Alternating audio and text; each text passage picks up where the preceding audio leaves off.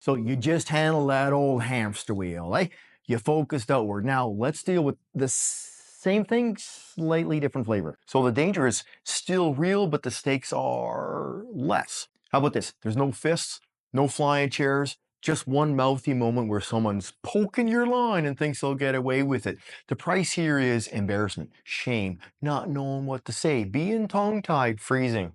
So this focusing outward thing works on the street, but it also works at work.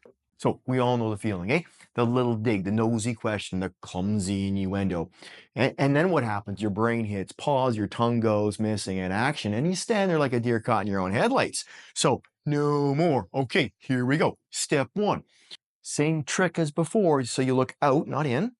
You're going to pick something about them. Oh, I don't know, maybe the dandruff on their shoulder or the coffee stain on their tie. Anything just to snap you out of your own head. Okay, now step two, the golden rule here is you never answer that question or any question. You don't answer any questions at all.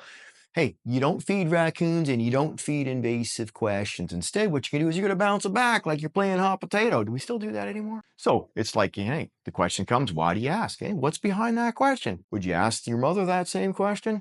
It's a polite little boomerang, eh? You're tossing it back to them and you see if they flinch. The game is simple. The one who asks the questions runs the show. Say someone corners you at the, I don't know, work mix, right? Asks if you're single. So now you can give them a light response, right? Let's say you want to stay friends, eh? So why do you ask? You got someone in mind? Okay, maybe you need to push back just a little bit harder so you go heavier, right? Oh, you keeping track?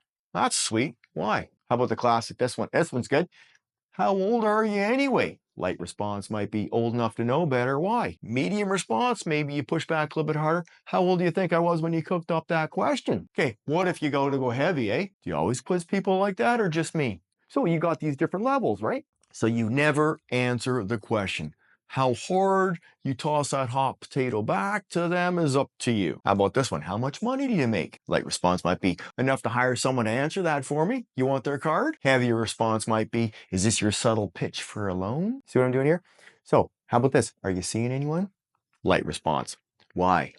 You volunteering? Medium response. Why do you want to know that? Okay. Little neutral, eh? Heavier response might be, is this your go-to line or are you just a little rusty? And the beauty is this works anywhere. So your job is not to win an argument. Your job is to stay steady, keep the spotlight on them. They toss a potato to you, you toss it right back. If they get awkward, perfect. That's the point. Keep asking until they run out of nerve. Now, here's the secret sauce, right? So you can do this as soft as butter or as sharp as a tack. Depends on your read. And that's what you want to do. You want to read them. Are they just clueless? A lot of us are. Let's face it.